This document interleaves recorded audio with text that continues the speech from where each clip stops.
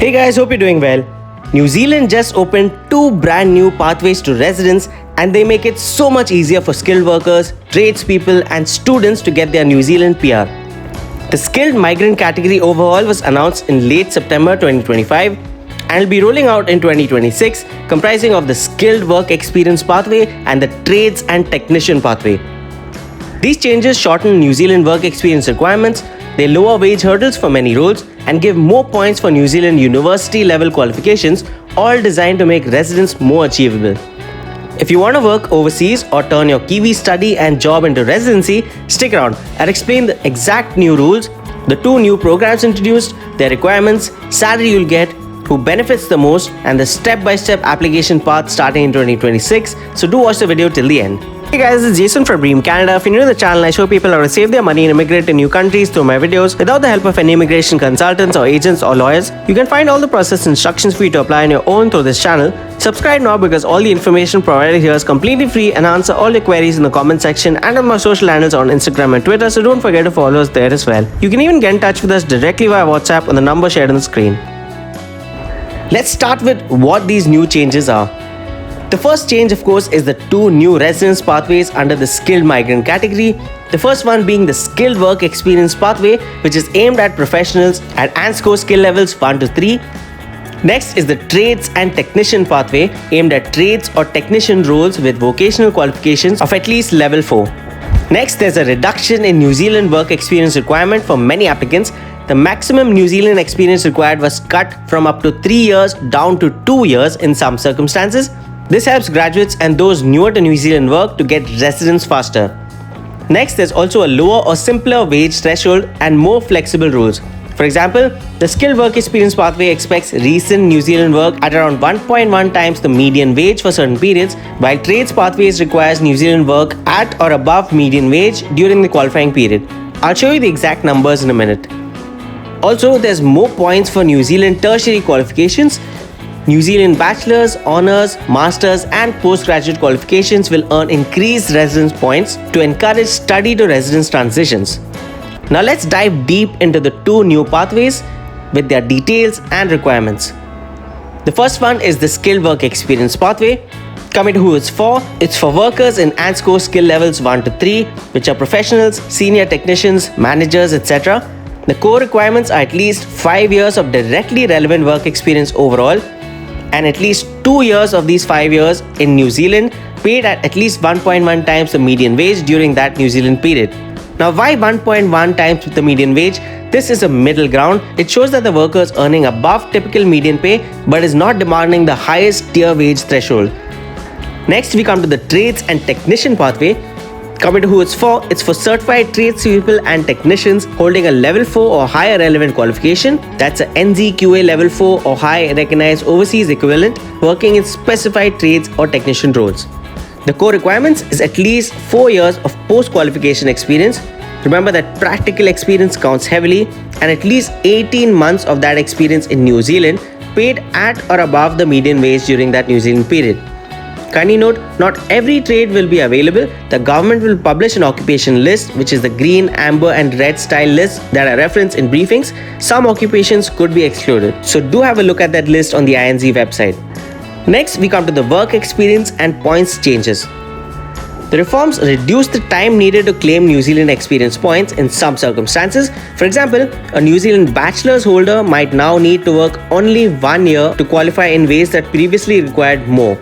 Ministry of Business, Innovation and Employment and Immigration New Zealand also highlight the increased point weight for New Zealand university level qualifications to encourage study to work to residence flows. Now, why this matters is that points for New Zealand qualifications plus shorter New Zealand experience time equals a faster route to the 6 skilled resident points that you'll need to apply. So many grads and early career professionals will reach eligibility much sooner. Now let's look at the salary math and a few examples. The official median wage used in immigration rules as of August 18th, 2025 is 33.56 New Zealand dollars per hour. That's roughly around $69,800 every year, assuming you're working for 40 hours every week. For example, for the skilled work experience pathway, which requires 1.1 times the median wage, 1.1 times into $33.56 per hour would be $36.92 per hour, which becomes $76,900 every year for a 40-hour week. So professional earning that or above during their 2 years of New Zealand work would meet the wage component for this pathway. The next example for trades and technicians pathway, where you need to earn just the median wage. The median wage again is $33.56 per hour, which would be $69,800 a year. If a trades role pays that or above that during the qualifying New Zealand 18-month period, this helps meet the requirement. Now, who benefits from all of these changes? There are 4 major target groups, starting with skilled professionals seeking global opportunities. The main benefit is a clearer, quicker path to PR without needing to wait for years for New Zealand experience or very high wages, particularly useful for mid-career professionals who already have strong international experience but limited New Zealand experience. Of course, tradespeople and technicians with a faster PR pathway, the main benefit is a recognition of vocational qualifications for level 4 and above, and practical experience means trades get an explicit route designed to value on-the-job skills rather than only university degrees. The 18-month New Zealand experience requirement is much shorter than many previous options. Of course, young graduates seeking international experience as well, the main benefit is more points for New Zealand tertiary qualifications plus a reduction in New Zealand experience means that international students can convert their study into PR more quickly if they secure New Zealand employment after graduation. This is an added incentive for students to stay in New Zealand and employers to hire new grads. Next is the global talent in growing sectors. The main benefit is lower wage hurdles. That's a 1.1 times wage rule, which is more accessible than higher multiples, and extra points for New Zealand education make New Zealand more competitive for in-demand sectors like IT, engineering and healthcare. This will attract talent who previously chose other countries. Now for the step-by-step application guide. The first step is to check whether your occupation is eligible. You have to find out whether your ANSCO occupation is included and whether it appears on any government list, that's the green, amber or red list. Some occupations may be excluded from these new pathways, so always check the official INZ list. Next, get your qualification and registration ready. For trades, ensure that you have recognized level 4 and above qualifications or equivalent. For professionals, verify any registration or licensing that you have, for example for engineering, healthcare, accounting, etc. These often influence your points. Next, you'll need evidence of New Zealand work experience and pay. Collect any employment contracts, payslips, IRD records, employer letters showing your roles, hours and pay across the qualifying period. INZ will check that you met the wage threshold throughout your New Zealand work period. Step 4 is your points calculation and expression of interest. Work out your points for your qualification, income, New Zealand experience, age, your partner points and your skills. You must have at least 6 resident points from the combination required to apply. Submit an EOI when you meet the thresholds. The INC pages explain how points stack up and how New Zealand experience points are allocated. Step 5 is to apply when you're invited and submit all your documents. If your EOI is selected, complete the residence application with certified documents, medicals and police checks. Use accredited translators wherever it's needed.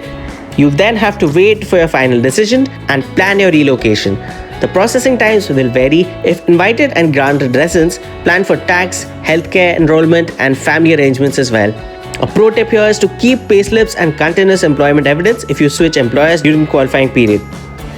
Now for a few practical tips and common pitfalls. The first tip is to keep continuous evidence of your earnings. INZ will want to see if you met the wage thresholds at both the start and end of the New Zealand experience period. Next, you have to get your qualifications assessed early, which is your NZQA or recognized assessors. Trades especially need to clear evidence of level 4 equivalence. Next, watch the occupation lists. Some occupations are excluded, like those in the red list, or need extra checks, like those in the amber list. If your role is listed, you may still be eligible under other SMC routes.